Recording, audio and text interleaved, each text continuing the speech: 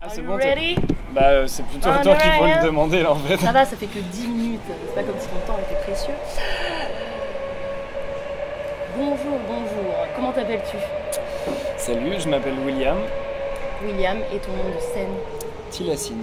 Alors déjà, ça vient d'où ce nom? Est-ce qu'il y a des gens aussi qui pensent que c'est Tilacine? Non, j'ai même eu un français il y a 2 jours qui m'a dit Tilacine, c'était assez classe, j'ai bien aimé. Ça vient d'où? Ça vient de Tasmanie, c'est un animal disparu maintenant. C'est un loup de Tasmanie qui a été chassé par l'homme, qui est parti au XXe siècle. Et voilà, j'avais pas envie de créer un blaze qui veut rien dire avec moitié William, je sais pas quoi. Et donc je trouvais ça assez joli et j'aimais bien l'idée de redonner une deuxième vie un peu à un mot qui sinon allait disparaître aussi, quoi. Et tu te reconnais dans cet animal perdu alors?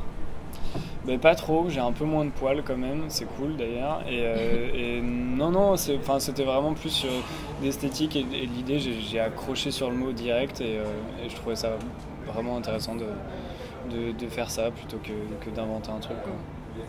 Tu fais renaître une espèce. Et quels ont été tes débuts dans la musique? Alors comment t'es devenu Tilacine?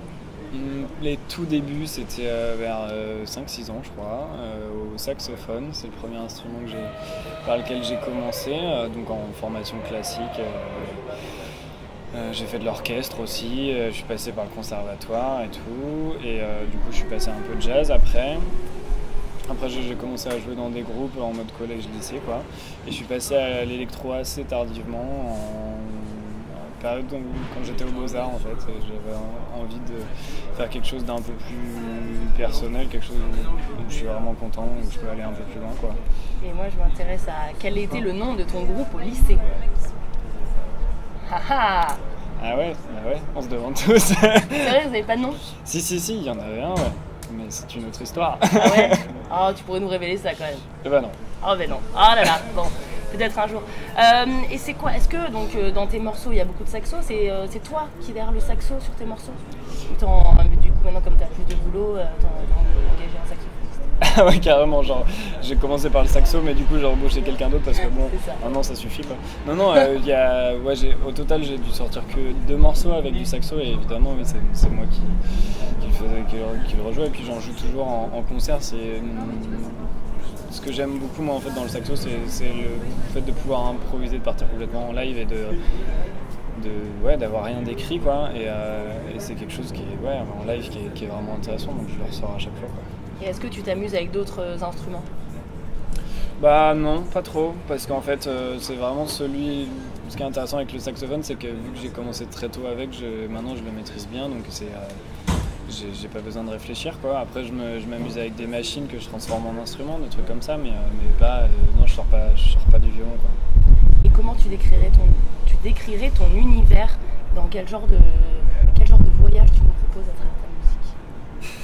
Ok, je suis pas une agence de voyage, là je saurais pas te dire. Ah si, agence de voyage musicale, c'est pas mal. Bah non, enfin moi je me dis pas tiens je vais les faire voyager là comme ça et tout. Moi je fais juste de la musique, je compose et puis après je vois ce qui se passe un peu. C'est en général plutôt le public qui me dit un peu ce qu'il ressent par rapport à ce que je fais, que plutôt l'inverse. J'ai pas envie de les forcer à vivre ça. Tiens, j'ai fait un morceau pour que là t'es en Afrique là. Hein. Non, c'est pas trop l'idée, quoi. Et souvent ils te disent quoi?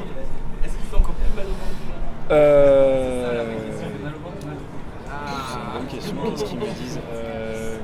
Ils me disent que justement ça fait voyager à chaque fois, mais qu'en fait ils se retrouvent en général d'une manière très personnelle dans les morceaux. C'est quelque chose que j'aime bien, enfin en tout cas que je trouve assez fort dans la musique, c'est comment en faisant juste un morceau tu peux réussir à toucher quelqu'un n'importe où sur Terre, quoi, et que ça lui parle vraiment et que ça a un impact à tout minima, mais que ça a un impact sur sa vie. Je trouve que c'est un truc magique que je comprends pas, mais que je trouve assez beau, quoi.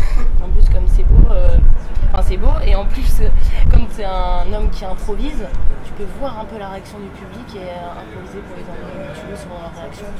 Bah ouais, c'est un peu ça, ouais. Moi mes sets c'est jamais écrit et c'est ce qui m'intéresse dans le live. En plus vu que je suis tout seul et que je peux j'ai toutes mes sons et tout, je peux vraiment faire ce que je veux, donc j'en profite à fond et j'aime bien partir un peu en freestyle tout le temps. Qu'est-ce que tu vas faire des Nantais?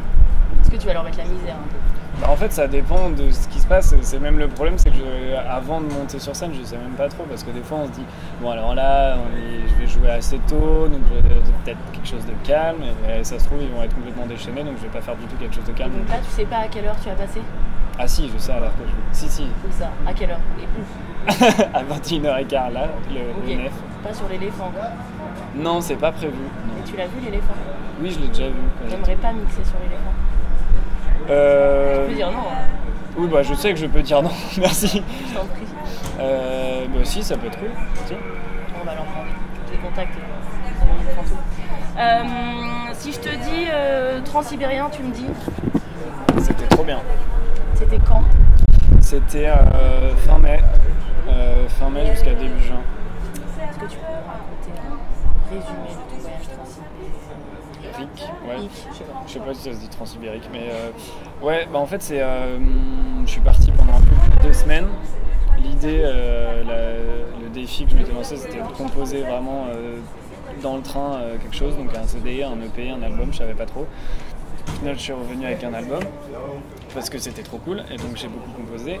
Et en fait, je suis parti avec une équipe vidéo aussi, on était 5 au total, avec une traductrice et tout. Et on s'arrêtait dans plein de petits villages ou des villes pour rencontrer des gens, enregistrer. J'ai enregistré beaucoup en fait, de musique traditionnelle, des bouts de sons. J'ai enregistré beaucoup de sons du train aussi. Enfin, toute la matière que je pouvais trouver sur place pour ensuite. Des ronflements aussi?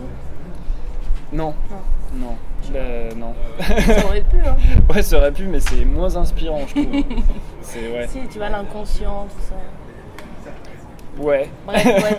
Et quelle a été ta plus belle rencontre je sais pas, voilà, une personne, une voix? Bah, une rencontre qui a été assez forte, c'est un chaman qu'on a rencontré au bord du lac Baïkal, qui nous a accueillis dans sa yourte pendant 2 jours et qui nous a emmenés voir les rites qu'il faisait pour en fait des petits villages. On est allé voir avec lui un petit village de pêcheurs où il a fait un rituel au bord du lac pour qu'ils aient plus de poissons, un rituel avec pas mal de chants, avec un bouc égorgé et tout, et on a bouffé le bouc à la fin. C'était bon? C'était dégueulasse. Ah ouais? C'était vraiment dégueulasse, mais le truc était hyper fort et c'était complètement génial de voir un chaman tout en costume. On a dormi dans sa yourte, il nous a beaucoup parlé en fait du chamanisme et c'était hyper intéressant. Enfin, c'est un truc que je me rappellerai toute ma vie, quoi. T'es un homme nouveau. Je suis totalement un homme nouveau et je vais me mettre au chamanisme très bien. Est-ce qu'il y a est-ce que ta musique est devenue un peu chamanique?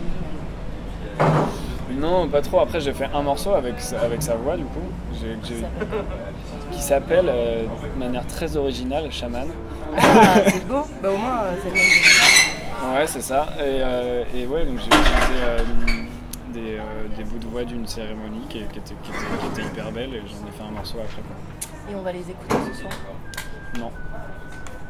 Quand est-ce qu'on les écoute? Quand j'aurai sorti l'album, c'est-à-dire ça va être fin novembre. Ok, on a hâte, il faut noter ça, chers auditeurs. Qu'est-ce que je voulais vous dire? Et donc ton projet, c'est sur un avion? Ouais, mais en fait l'avion c'est trop court parce que là ce qui était bien dans le train c'est que j'ai eu au total 160 heures de train, donc c'est vraiment cool pour bosser. L'avion c'est un peu trop rapide, donc je sais pas encore. Le bateau en vrai c'est plus la meilleure option. Donc à voir, je suis un peu en train de réfléchir où est-ce que je pourrais partir composer la suite. Ouais. D'accord, et bien on a hâte de découvrir tout ça. Est-ce que tu as un secret à nous révéler? Non. Un truc rigolo qui t'arrive? Un truc rigolo qui m'est arrivé. Ou improbable, absurde. Dans ce voyage, il a dû... Ah mais déjà, les oui, chaman, bah c'est si. pas mal. Ah si. Un truc cool dans ce voyage, c'est à un moment donné, on a rencontré un mec qui est devenu un très bon pote à moi, qui nous a emmenés dans un village en plein milieu de la taïga et qui m'a fait une initiation au sauna russe. Alors en fait, le sauna russe, c'est tu t'allonges à poil c'est un sauna tout en bois et tu te fais fouetter le dos, le cul et les jambes avec des branches de hou. Non, c'était pas du hou, non, faut pas déconner quand même. C'était je sais plus quelle branche, enfin, on s'en fout. Si, du boulot. Bref, et en fait, il te frappe comme ça et ça te brûle totalement le dos. Mais voilà, c'est la tradition et c'était un moment très très agréable. Ah, ça t'a plu, d'accord. Et tu vas faire ça sur tes potes un peu? Non, Non. si, enfin je l'ai fait sur le réalisateur et l'ingé son qui était avec moi dans le sauna. Tu t'es vengé, quoi. Bah ouais, c'était un peu chacun son tour quoi. Vous avez pas fait des vidéos de ça? Ou des enregistrements pour mettre sur tes sons? De France. Bah non, parce qu'en fait il faisait tellement 50 degrés dedans qu'on pouvait rien faire, ni filmer, ni enregistrer, tout ne marchait plus. Mais oui, c'est logique. Ok, c'est quoi ta banane préférée? Ma banane préférée? Ouais. Parce qu'il y a plusieurs bananes, enfin... Ouais, il y a plusieurs bananes, il y a différents types de bananes, ou tu peux les manger différemment. Je sais pas. Des gâteaux à la banane, il y a des bananes flambées, il y a des bananes plantains. Non, moi je préfère la banane à la banane quoi, juste... c'est bien ça. C'est cool. Normal quoi. Et c'est quoi ton secret pour avoir la banane? Il n'y a pas de secret, hein. Soit tu tires la gueule tout le temps, soit tu... Voilà, hein, c'est tout quoi. Merci beaucoup Tilacine et envoie-nous du rêve ce soir. Avec plaisir, ouais.